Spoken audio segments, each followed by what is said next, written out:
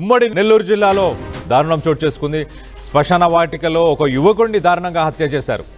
గూడూరుకు సంబంధించిన గాంధీనగర్లో ఈ సంఘటన చోటు చేసుకుంది. టిట్కోకు సంబంధించిన గృహాలలో నివాసం ఉంటున్నాడు కారు డ్రైవర్ రషీద్.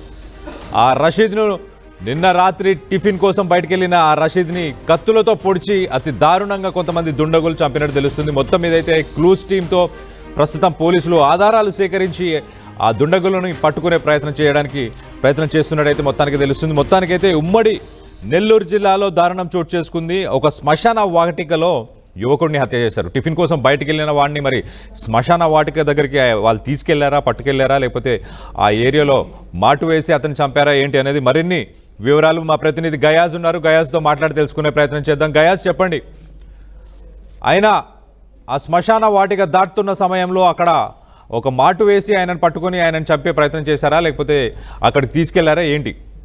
కళ్యాణ్, గూడూరులో దారుణం చోటు చేసుకోవడం జరిగింది. అయితే గూడూరు నగరంలో శ్మశాన వాటిక సమీపంలో రషీద్ అనే ఓ యువకుడిని రాత్రి అతి దారుణంగా హత్య చేసి అక్కడ కాలువ పక్కన, రోడ్డు పక్కన పడేసి వెళ్ళడం జరిగింది.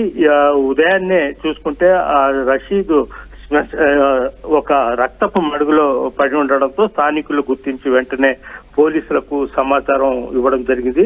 అయితే రషీద్ గూడూరులోని టిట్కో హౌసెస్ లో నివాసము ఉంటున్నాడు. ఇతను కారు డ్రైవరు.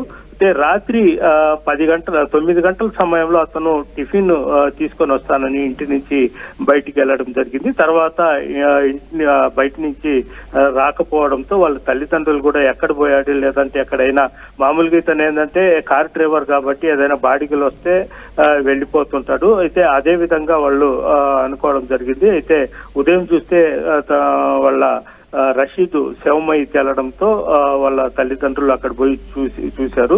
సుమారు ఒక 15-20 పోట్లు, కత్తిపోట్లు అతను శరీరం మీద ఉన్నాయి. అయితే ఒక పథకం ప్రకారం అతన్ని హత్య చేసినట్లు కూడా స్పష్టంగా తెలుస్తా ఉంది.